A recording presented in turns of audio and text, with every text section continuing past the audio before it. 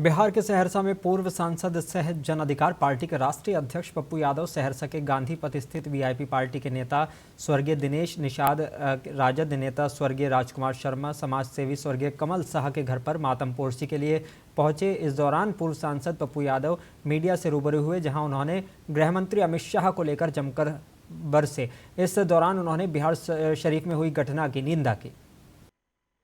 देश में कितना भी इंसान का कत्लेआम करेगा, अमित शाह जब आते हैं तो बिहार में गाली गलौज के अलावा दूसरी कोई बात नहीं करते हैं।